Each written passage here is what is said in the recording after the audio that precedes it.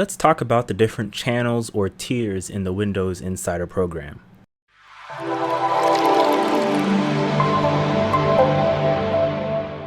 So you might be asking, what is a Windows Insider? A Windows Insider is a group of people that get early builds of Windows 10 ahead of the rest of the people. They are divided into 3 channels, which used to be called rings.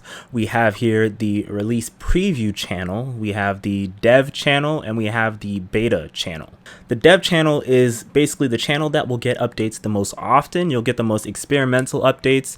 You'll get the updates that may even break some certain things in your computer. That's why they say you should only download the Windows Insider builds on a computer you don't plan on using for professional work. It says here they are basically right for the highly technical users. And then it says here, be the first to access the first builds in the earliest cycle of development with the newest code. There will be rough and some instability. So there'll be some rough edges and some instability if you run on the dev channel, although you will get the latest features that may or may not end up in the final release preview builds of Windows 10. Then we have the beta channel. Now the beta channel is what used to be called the slow ring, and the beta channel basically is the average person who just wants to dip their toe into, beta builds or like insider builds that aren't the freshest code, but they have some new features that pass through some of the bug filters of the dev channel. So right from Microsoft's blog here, it says here, it is right for early adopters. It says here, get builds tied to a specific upcoming release. Your feedback has the greatest impact here. These will be reliable.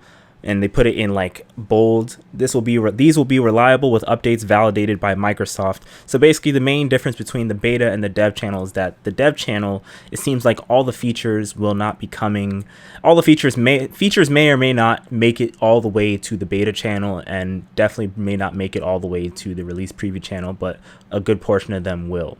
And then finally we have the release preview channel, which essentially was just the release preview ring of the Windows Insider program. And basically what that is, it says here, this is right for those who just want stability and release validation. So basically it's kind of like, Apple had gold master builds or RTM, release to manufacturer builds. Those are kind of the preview builds that are pretty much almost there. They're ones that are pretty much going to make it into the average person stuff, but you'll just get it ahead of time just to iron out the final bugs and things like that.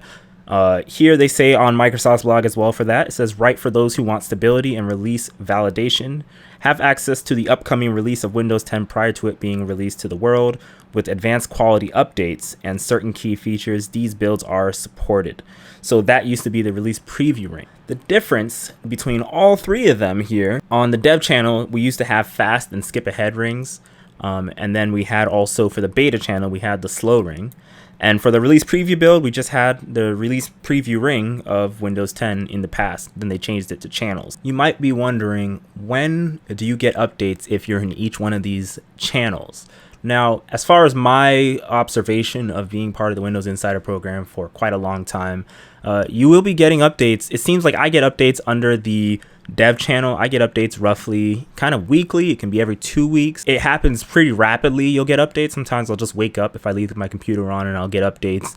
Now, whereas in the beta channel, it seems like you'll get updates roughly monthly or a little longer than monthly, whereas the release preview channel, you won't get updates for quite some time, just because it's kind of similar to how you get updates in regular Windows 10 when you're just, the average user that's not part of the Insider program. You don't get updates that much, and they're the most stable of updates. So going from release preview back to the dev channel, the frequency of updates will increase. So as you go from release preview to beta, you'll get more updates, and from beta to dev channel, you'll get even more updates that could potentially mess up your computer.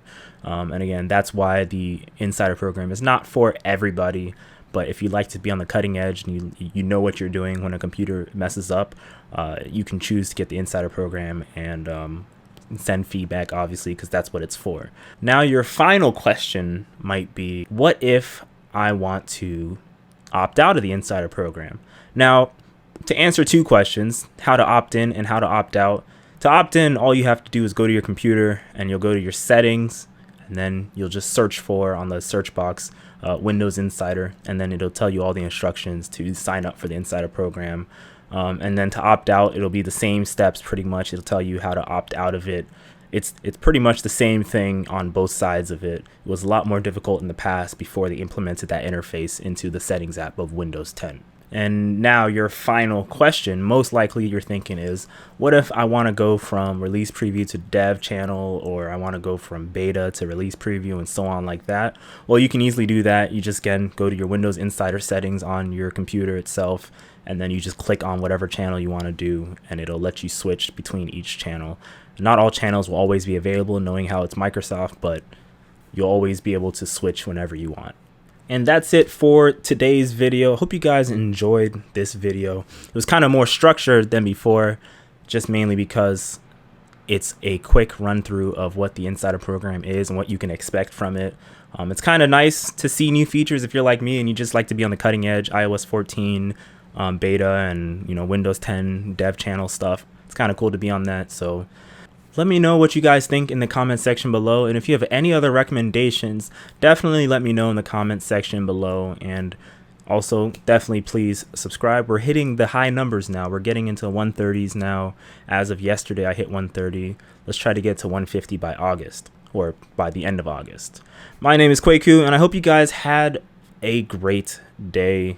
Take care, everybody.